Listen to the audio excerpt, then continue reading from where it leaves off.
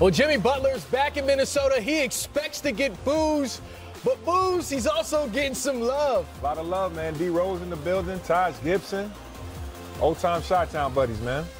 And don't forget, he might not have new friends in Minnie, but he's got some old friends from Chicago. I guess I get what I deserve, don't I? Yes, and I'm here amongst friends as well. Welcome to NBA Game Time, presented by State Farm. Chris Miles here with Caron Butler and Carlos Boozer. More on Jimmy Butler in a second. We start tonight's show with some breaking news out of Los Angeles. The Lakers out of playoff contention. LeBron James will sit out the last 6 games of the regular season. LeBron sets a new career low in games played at 55 and minutes per game in 35. He missed 18 games after Christmas with a groin injury, and that seems to be the catalyst for him shutting it down for the rest of this year. Here is the Lakers statement from Magic Johnson. Quote, "After consulting with our team, doctors, and medical staff, we have decided to hold LeBron out of games for the remainder of the season. This decision will allow his groin to fully heal and is best for the future success of both LeBron and the Lakers." End quote.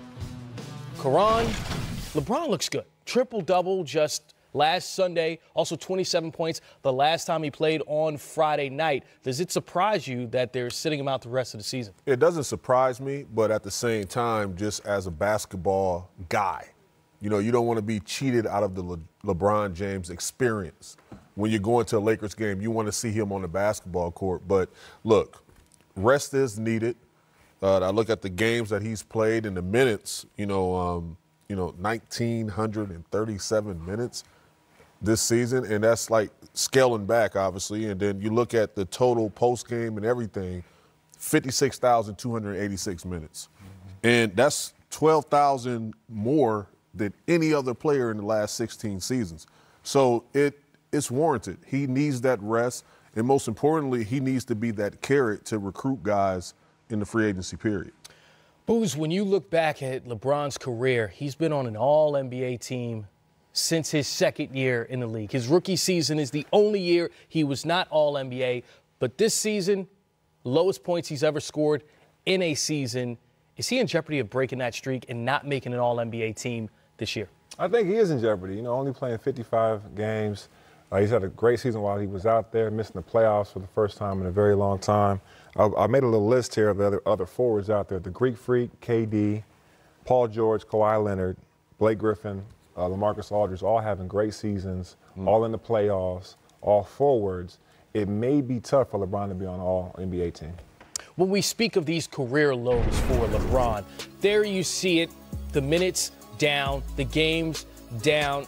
Could this be good for him next year? You see the term at the top of that, load management. Is that the silver lining for the Lakers? You know what it is?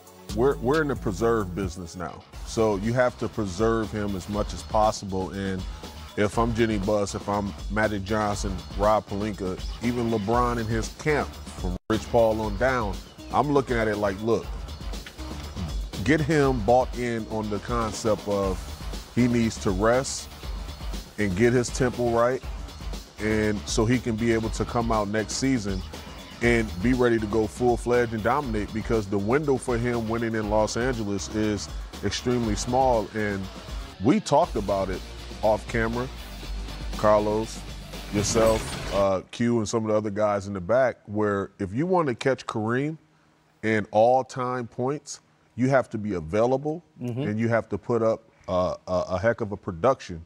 So he needs to be out there to be available. The best ability is availability, right? So LeBron